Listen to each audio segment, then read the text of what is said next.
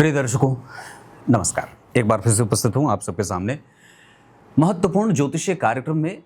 आज का जो विषय है वो थोड़ा ट्रिकी है और समझने वाला है। मूलतया आपने कई बार ऐसा सोचा होगा कि हम दशाओं को कैसे समझें कि ये दशा कैसी जाएगी। ऐसा है कि दशाएं जो बीतती हैं उसमें चाहे ग्रह जैसा बैठा हो, और ज्योतिष के जो सिद्धांत होते हैं वो एक चीज़ पर, एक सिद्धांत पे ज्योतिष कभी टिक कर नहीं रहता है, वो कई बार चीज़ें बदल जाती हैं। नीच का ग्रह भी अपनी दशा काल में बहुत श्रेष्ठ और शुद्ध परिणाम करता हुआ देखा जाता है, जबकि उच्च के ग्रह में जातक को संघर्ष में देखा जाता है। ऐसा क्यों होता है? आखिर उसके पीछे का क्या कारण है? कौन सी व्यवस्था है जो ज्योतिष में बना दी गई है? आचार्यों के द्वारा जो सिद्धांत हैं वो जातक के जीवन में फिट बैठते देखे गए हैं। आज उस विषय पर ही चर्चा करेंगे। बने रहिएगा कार्यक्रम के अंतिम हिस्से तक, कहीं नहीं जाना है। शुरू करते हैं आज का कार्यक्रम। और लाइव होता हूं मैं शनिवार को रात्रि 8:15 पे। पिछला एक सप्ताह आप जाकर के कार्यक्रम जरूर देख लीजिएगा, जो गोचर विशेष पर आधारित है। सबसे पहले बात करते हैं कि कोई भी ग्रह जिसकी आपको दशा चलने वाली है, वो जो दशा होती है वो प्रायः 3 बातों पर निर्भर करती है। 3 बातों पर निर्भर करती है, या बहुत सारी बातों पर निर्भर करती होगी, पर मैं आज 3 विषय पे चर्चा करूंगा। जिसमें पहला कि आपको जो कोई भी ग्रह दशा में एक्टिव है उसको आप 3 चरण में बांटिए: आदि, मध्य और अंत। आरंभ, मध्य और अंत। अगर 19 साल की दशा है आप उसको 3 भाग में बांटिए: वर्ष और माह। 3 वर्ष 4 महीना, 3 वर्ष 4 महीना, 3 वर्ष 4 महीना। अगर चंद्रमा की दशा हुई तो 10 साल की दशा हुई। मान लीजिए चंद्रमा की दशा है जो 10 साल की होती है, तो 10 साल को आप जब 3 भाग में बांटेंगे तो 3, 3 6, 3 9, 9 साल हो गए, और बचा 1 साल। तो 1 साल में क्या होगा? 4 माह यहाँ, 4 माह यहाँ और 4 माह यहाँ। मतलब 3 वर्ष 4 महीने का आरंभ, 3 वर्ष 4 महीने का मध्य और 3 वर्ष 4 महीने का अंत। मैं इसको चंद्रमा के ऊपर घटित कर रहा हूं, पर यह बात सभी दशाओं पे लागू होगी, सभी ग्रह की दशा पे लागू होगी। क्या कहा कि ग्रह जो दशा जिस ग्रह की चलने वाली है, जिस दिन दशा का परिवर्तन होने वाला है, जिस दिन ग्रह दशा में एक्टिव है, उस दिन के पहले प्रहर, मतलब उस दिन के सूर्योदय की कुंडली आप बनाइए। जितने समय पे सूर्योदय हो रहा है उस समय की कुंडली बनाइए, मतलब प्रश्न कुंडली बनाइए। प्रश्न कुंडली बना लिया कि मान लीजिए आपको चंद्रमा की दशा जो है या किसी भी ग्रह की दशा 10 तारीख 12वां महीना और 2026 में चलने वाली है, कोई ग्रह आने वाला है, तो आपने 10 दिसंबर 2026 को सूर्योदय के समय पे आपने उस समय का लग्न निकाल लिया, ठीक है। और जो उस समय लग्न बीत रहा है, अगर वो लग्न या लग्न में बनने वाली राशि चंद्रमा का मित्र हो, या उस प्रश्न लग्न में चंद्रमा लग्न में ही विराजमान हो, या चंद्रमा उस कुंडली में उस समय उस दिन उच्च के विराजमान हो। जिस ग्रह की दशा आप देख लीजिए कि वो देख लीजिए कि वो कहां बैठा है।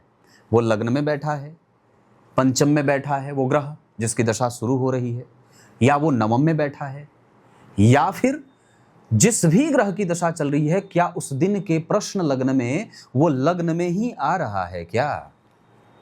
उस दिन की लग्न कुंडली जो बनी, उस समय की जो लग्न कुंडली बनी, उसमें अगर वो ग्रह लग्न में विराजमान है, या तीसरे में विराजमान है, छठवें में विराजमान है, 10वें में विराजमान है, 11वें में विराजमान है, तो ये ग्रह अपनी दशा काल में लाभ देता है संपूर्णतया। पहली बात, ये पहला सिद्धांत है। पहले आपने क्या देखा कि उसको 3 भाग में बांट दिया, आदि, मध्य और अंत।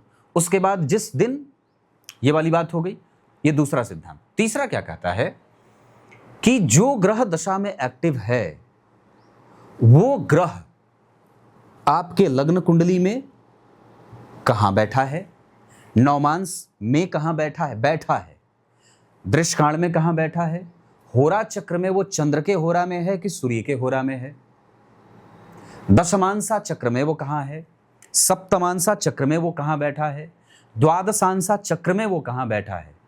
अगर इन सभी वर्ग चार्ट के लग्न या तो केंद्र, मतलब लग्न का अर्थ लग्न होगा, या तो पंचम या तो नवम भाव में बैठा है इन सभी वर्ग चार्ट में, तो वो ग्रह अपनी दशा काल में अच्छा फल करेगा। कुछ आचार्य जो होते हैं उन्होंने ये बात कही कि प्रत्येक ग्रह अपनी दशा काल में अलग अलग स्थिति का प्रभाव परिणाम में देता है। जैसे चंद्रमा की दशा कैसे फल करेगी उसके अलग सिद्धांत है, वो मैं आगे बताऊंगा, इस कार्यक्रम में नहीं, किसी अन्य कार्यक्रम में। पर मूलतया ये जो सिद्धांत है वो सभी दशाओं पे लागू होता है, सभी ग्रह की दशा पे लागू होता है। अब एक बात और है, कोई भी ग्रह जो दशा में फल करता है वो कैसे फल करता है, जहां बैठा होता है, ठीक है, जहां देख रहा होता है, मतलब दृष्टि, उसके बाद उसकी डिग्री, उसके बाद मित्र की राशि में है कि शत्रु की राशि में है ये, और उसके बाद वो जहां देख रहा होता है।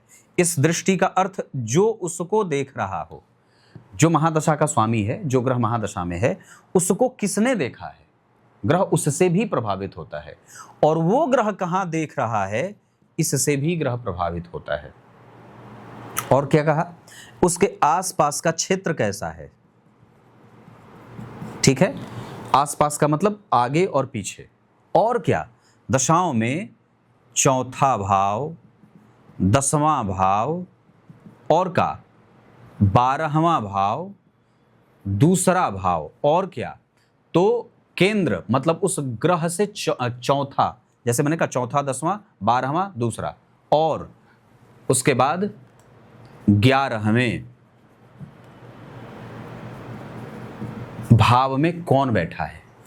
अब जरा सोचिए कि एक ग्रह एक्टिव हुआ आपकी दशा में और इतना देखना है बैठा कहाँ है, दृष्टि किसकी उसके ऊपर है, उसकी डिग्री कितनी है, वो मित्र की राशि में है, वो शत्रु की राशि में है, और वो कहाँ पे देख रहा है, उसके आसपास का क्षेत्र कैसा है, चौथा कौन बैठा, 10वां कौन बैठा, 12वें कौन बैठा, 11वां कौन बैठा, तीसरा कौन बैठा, इतना देखना है। नक्षत्र तो छोड़ ही रहा था, नक्षत्र के स्वामी, तब जाकर के आप उस दशा काल का प्रभाव समझ पाते हैं कि हाँ ये ग्रह है तो ऐसा फल करेगा। और किसी भी ग्रह की महादशा को 5 पॉइंट पे डिवीजन उसका होता है। मतलब पहला अगर हो गया बैठा, दृष्टि, उस पे किसकी दृष्टि है, शत्रु, मित्र, ये सारी चीजें देख करके आप एक सारणी बनाते हैं, और ये जितना जल्दी कैलकुलेशन होगा ना उतनी ही तीव्रता आपकी ज्योतिष में होती जाएगी। और तो और प्रत्येक वर्ग चार्ट को देख लिया झट से कि वो कहाँ बैठा है वो ग्रह, तब जाकर के आप उसका निर्धारण कर पाएंगे कि ये ग्रह है, यहां बैठा है तो ऐसा फल करेगा। एक बात और भी है, जिस समय आपकी कुंडली में कोई ग्रह दशा में एक्टिव हुआ, आप उस ग्रह को लग्न में रखिए। जैसे उदाहरण क्या है कि मान लीजिए अगर किसी की कुंडली में, इसको मिटा देता हूं 2 मिनट के लिए, और एक सिद्धांत आपको और भी बता देता हूं जो दशा का निर्धारण कैसे किया जाएगा, उसको कैसे समझेंगे। जिस ग्रह की दशा चल रही है, आने वाली है, उस ग्रह की कुंडली में जो भी स्थिति बनी है, मान लीजिए ये कुंडली बनी, मैं झट से एक कुंडली बना लेता हूं, और चंद्रमा की दशा नहीं, मैं मंगल की दशा के बारे में चिंतन करता हूं, और उस जातक की कुंडली में मंगल लग्न में बैठे हैं, ठीक है। अब आपने क्या किया कि उस मंगल को लग्न में डाल दिया, मतलब मंगल को आपने केंद्र में रख दिया, ठीक है, मंगल को आपने केंद्र में रख दिया, और जैसे ग्रह सारे बैठे थे कुंडली में वैसे सभी ग्रहों को बिठा दिया, दशानाथ को लग्न में बिठा दिया, और बाकी जितने ग्रह थे सबको उसी तरीके से बना दिया। और कंपेयर करने के लिए उस दिन की कुंडली बना ली, जिस दिन आप गणना कर रहे हैं, मतलब जिस दिन ग्रह दशा में बदला, उस दिन की कुंडली को देख लिया कि वो ग्रह कहां बैठा था, लग्न में था, पंचम में था, नवम में था, और वो परमानेंट कुंडली में कैसा बैठा है, आपकी मूल जन्म कुंडली में कैसा बैठा है।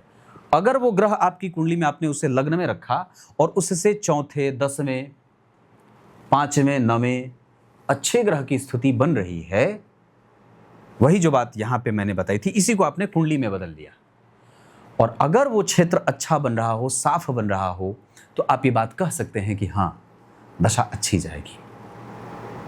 मैंने इतनी सारणी जो बनाई थी उसको मैंने लग्न कुंडली में बना दिया। बस अंतर इतना है कि अब भाई मंगल के दूसरे घर में शुक्र बैठे हैं और मूल जन्म कुंडली में मंगल के 12वें भाव में बुध बैठे हैं। इसका मतलब है कि ये मंगल शुभ कर्तरी में हो गए, तो एक पक्ष हमारे पक्ष में आ गया। उसके बाद उसके ऊपर गुरु की दृष्टि पड़ रही है, ये और भी अच्छी बात हो गई। मंगल जो है वो जन्म कुंडली में योग कारक होते हैं और 10 नंबर की कुंडली में उच्च के बैठ गए, मतलब ग्रह अच्छा बैठ रहा है। तो ये आपने उस मंगल को लग्न में रख करके कुंडली बना ली और तुलना करने के लिए उस दिन की कुंडली बना ली जिस दिन दशा का प्रवेश हो रहा है।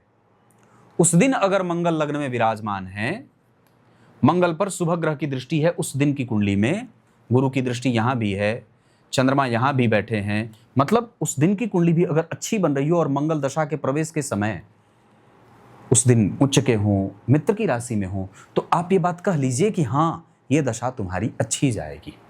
क्योंकि इसका जो निर्धारण होता है कि दशा कैसी जाएगी वो आपके जन्म के नक्षत्र से होता है। इसमें जन्म नक्षत्र का बड़ा रोल होता है, क्योंकि दशाओं का जो निर्धारण होगा वो चंद्रमा से ही होता है। तो आपको चंद्रमा जरूर देखना होगा। अगर जिस दिन दशा का प्रवेश हो रहा है उस दिन अगर चंद्रमा अच्छे बन रहे हैं, उच्च के हैं, दिग्बली हैं, शुभ ग्रहों से दृष्ट हैं, कोई पापक ग्रह का असर उन पे उस दिन नहीं है जिस दिन दशा का प्रवेश हो रहा है, तो आप ये बात कह सकते हैं कि हाँ, तुम्हारी दशा अच्छी जाएगी। ये 3-4 सिद्धांत बड़े महत्वपूर्ण है और बहुत मार्मिक है, इसको समझना चाहिए। आप इससे ये समझ में आ जाएगा आपको कि हाँ, मैं किसी भी व्यक्ति की कुंडली की दशा का निर्धारण कैसे करूं, उसके दशा का फलादेश कैसे करूंगा, ये कार्यक्रम उसमें मदद कर जाएगा। क्लियर है? कुछ इसी तरीके से आज के इस कार्यक्रम का समापन करते हैं। कल एक बार फिर से उपस्थित होंगे किसी अन्य नए कार्यक्रम के साथ। तब तक के लिए बहुत बहुत नमस्कार।